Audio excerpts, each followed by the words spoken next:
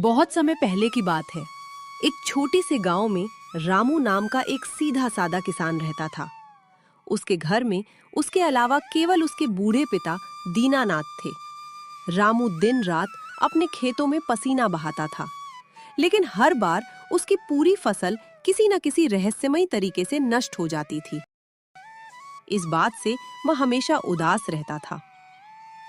हे विधाता, मेरी ही मेहनत पर हमेशा पानी क्यों फिर जाता है?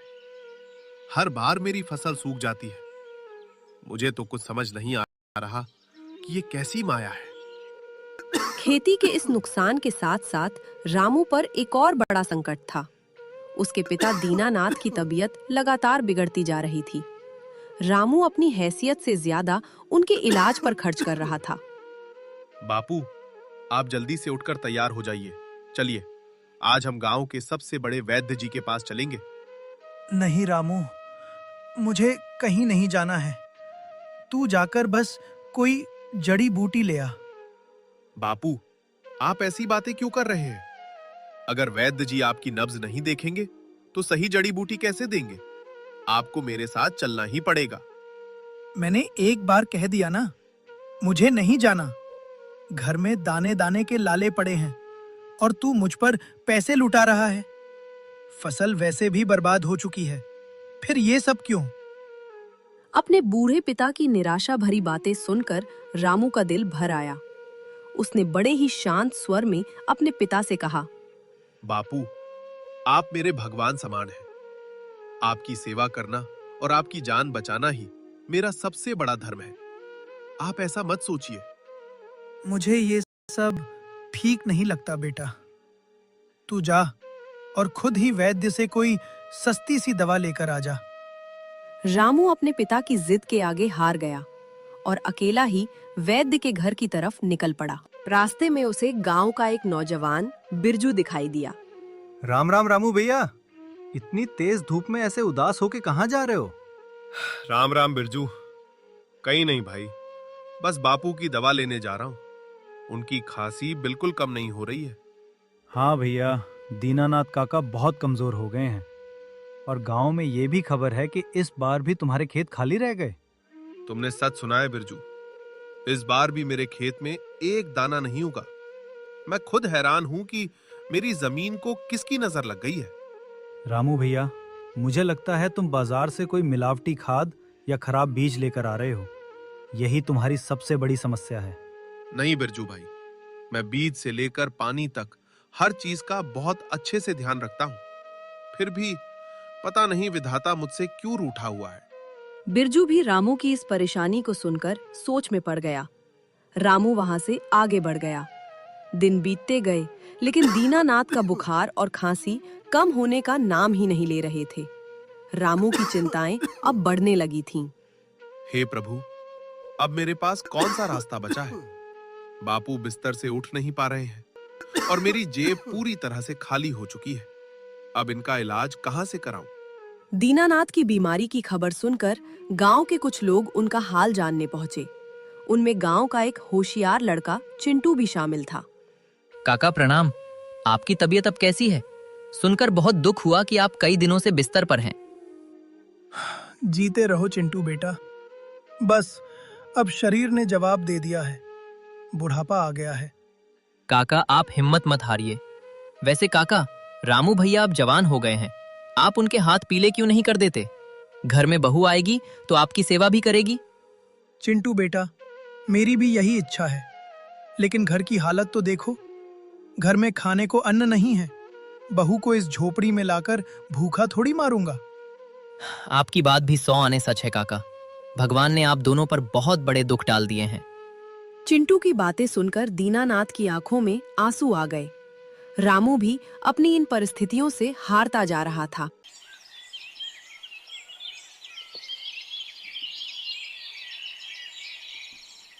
एक दिन वह निराश होकर अपने सूखे खेतों की मेड़ पर बैठा था। पता नहीं इस माटी में ऐसा क्या दोष है जो ये कुछ भी उगलने को तैयार नहीं है। रामू ने थोड़ी सी मिट्टी हाथ में ली और उसे ध्यान से देखा। मिट्टी तो एकदम मुलायम और अच्छी है, फिर फसल क्यों जल जाती है? उधर बापू मौत से लड़ रहे हैं और मेरे पास एक ढेला नहीं है। अब मैं क्या करूं? रामू जब अपने आंसुओं को पोंछ रहा था, तभी गांव का एक और व्यक्ति सुक्खा वहां से गुजरा। रामू की हालत देखकर वह उसके पास आ गया। अरे रामू भैया, ऐसे सिर पकड़कर क्यों बैठे हो? सब कुशल मंगल तो है ना? सुखा भाई, मेरी तो किस्मत ही फूट गई है। खेत में फसल नहीं है, घर में बापू बीमार है, चारों तरफ से बस अंधेरा ही अंधेरा नजर आ रहा है। अरे रामू भैया, इतनी जल्दी हार मत मानो, बुरा वक्त कट जाएगा।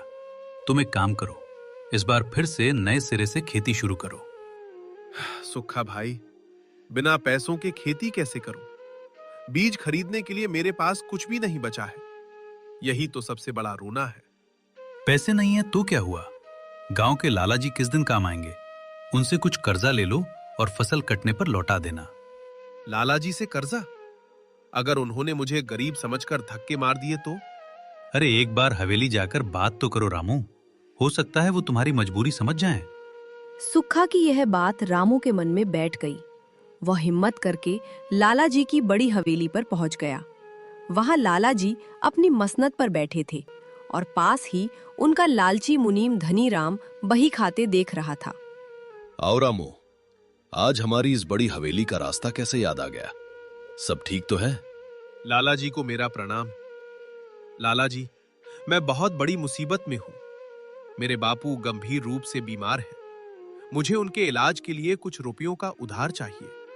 अच्छा, उधार चाहिए? रुपया तो मिल जाएगा रामू। लाला के यहां रुपयों की कोई कमी नहीं है। पर तुम ये बताओ, मेरा रुपया ब्याज समेत लौटाओगे कब? लाला जी, थोड़ा सोच समझकर। ये रामू ठहरा फटीचर किसान, इसके खेतों में तो घास तक नहीं उगती।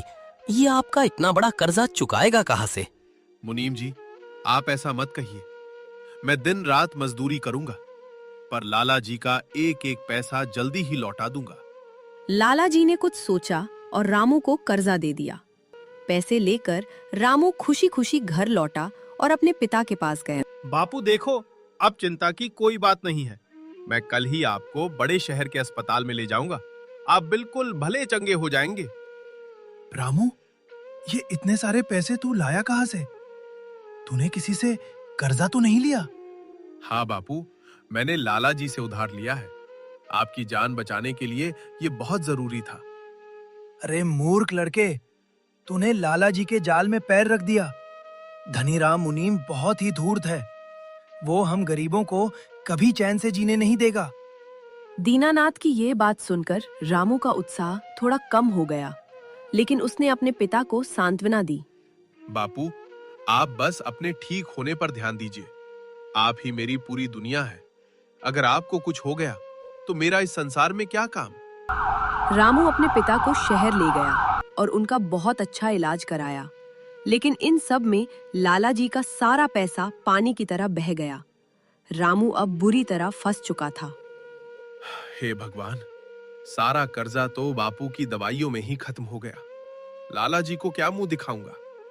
रामू अब दिन भर चिंता में डूबा रहता था और एक दिन वही हुआ जिसका रामू को डर था। लाला जी और धनीराम मुनीम कर्जा वसूलने रामू के घर आ पहुंचे। रामू, ओ रामू, बाहर निकल। वादे का समय खत्म हो चुका है।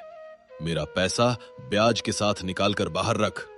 लाला जी, अभी तो मेरे पास कुछ भी नहीं है। सारा पैसा अस्पताल में लग गया। लाला जी, मैंने आपसे पहले ही कहा था, ये बेईमान लोग ऐसे ही बहाने बनाते हैं। कान खोल कर सुन ले रामू, बता मेरा पैसा कब तक मेरी तिजोरी में आ जाएगा? लाला जी, मुझ पर थोड़ी दया कीजिए। मैं आपका सारा पैसा लौटा दूंगा। मुझे बस 1 महीने की मोहलत और दे दीजिए। ठीक है, मैं तुझे 1 महीना और देता हूं, लेकिन इसके बाद कोई बहाना नहीं सुनूंगा। इतना कहकर लाला जी वहां से चले गए। रामू ने गांव-गांव जाकर कड़ी मजदूरी करना शुरू कर दिया। वो पत्थर तोड़ता, बोझे उठाता, लेकिन पैसे बिल्कुल जमा नहीं हो पा रहे थे। इतनी मेहनत करने के बाद भी लाला जी का कर्जा नहीं उतर पा रहा है। हे ईश्वर, अब तू ही कोई रास्ता दिखा। रामू, मैंने तुझे रोका था, मेरी वजह से आज तू इतनी तकलीफ में है। बापू, आप ऐसा मत कहिए। मैं कोई ना कोई जुगाड़ जरूर कर लूंगा। मुझे उसी दिन मर जाने दिया होता बेटा। आज ये दिन तो नहीं देखना पड़ता। बापू, शांत हो जाइए। मैं हार मानने वालों में से नहीं हूं। समय चक्र तेजी से घूमा और 1 महीना पूरा हो गया। लाला जी और धनीराम मुनीम अपने लठैतों के साथ रामू के घर धमक पड़े। रामू, चल अब बहुत हो गया तेरा नाटक। मेरे पूरे पैसे आज के आज मेरे हाथ पर रख। लाला जी, मैं बहुत मजबूर हूं। मेरे पास अभी भी पैसों का इंतजाम नहीं हो पाया।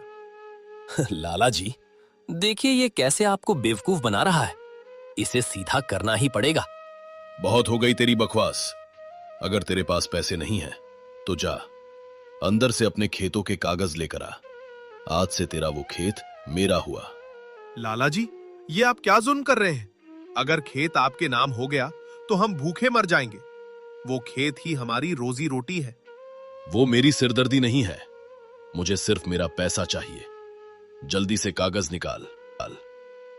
रामू ने अपने खेतों के कागज देने से साफ इनकार कर दिया। इस पर लाला जी आग बबूला हो गए। मुनीम धनीराम के इशारे पर लठैतों ने रामू और दीनानाथ का सामान घर से बाहर फेंक दिया। खेत नहीं दे सकता तो आज से ये घर मेरा हुआ। निकल जा अपने इस बीमार बाप को लेकर मेरी नजरों के सामने से। लाला जी ने घर पर ताला जड़ दिया। रामू और दीनानाथ बेघर होकर सड़क पर आ गए। उनके पास जाने के लिए कोई जगह नहीं थी। रामू, रो मत बेटा। तू मेरा हाथ पकड़ और मेरे साथ जंगल की तरफ चल। जंगल की तरफ? लेकिन बापू, उस खतरनाक जंगल में हम क्या करेंगे? तू भगवान पर विश्वास रख बेटा और मेरे साथ चल। रामू भारी कदमों से अपने पिता को सहारा देते हुए जंगल में आ गया। बहुत दूर चलने के बाद दीनानाथ थककर एक पुराने पेड़ के नीचे बैठ गए। रामू, अब मेरे पैरों में हिम्मत नहीं है। मुझे थोड़ा सुस्ताने दे और तू भी आराम कर ले। बापू, मुझे सच सच बताइए कि आप मुझे इस घने जंगल में क्यों लाए हैं? बेटा, आज एक बहुत बड़ा राज बताने का समय आ गया है। राज? कैसा राज बापू? क्या आपने मुझसे कोई बात छुपाई है? हाँ रामू, तेरे दादाजी ने इसी जंगल के भीतर एक पुराने खंडहर मंदिर में एक अनमोल खजाना छुपा कर रखा है। अगर वो खजाना हमें मिल जाए तो हमारे दिन बदल जाएंगे। बापू, दादाजी ने खजाना छुपाया था? तो ये बात आपने मुझे पहले क्यों नहीं बताई? क्योंकि तेरे दादाजी का आदेश था कि खजाने को तब तक हाथ मत लगाना जब तक सिर पर कोई बहुत बड़ी मुसीबत ना आ पड़े। बापू, ये तो बहुत बड़ी खुशखबरी है। मैं अभी जाकर उस खंडहर मंदिर की खोज करता हूँ। आप भी चलिए मेरे साथ। नहीं रामू, मुझसे अब चला नहीं जाएगा। तू जा। वो खंडहर मंदिर इसी जगह के आसपास ही होना चाहिए। मैं तेरा यहीं बैठकर इंतजार करता हूँ। रामू के मन में नई उम्मीद जाग उठी। वो तेजी से जंगल के भीतर उस पुराने खंडहर मंदिर को खोजने निकल पड़ा। काफी देर भटकने के बाद भी उसे कोई मंदिर नहीं दिखाई दिया। बापू ने कहा था मंदिर पास ही है, पर यहाँ तो दूर दूर तक कोई खंडहर नहीं है। कहीं बापू को कोई गलतफहमी तो नहीं हुई? रामू हिम्मत नहीं हारा और जंगल के और घने हिस्से की तरफ आगे बढ़ता चला गया। रामू घने जंगल में आगे बढ़ता जा रहा था। कांटे उसके पैरों में चुभ रहे थे, लेकिन उसे केवल अपने बापू और उस खजाने की चिंता थी।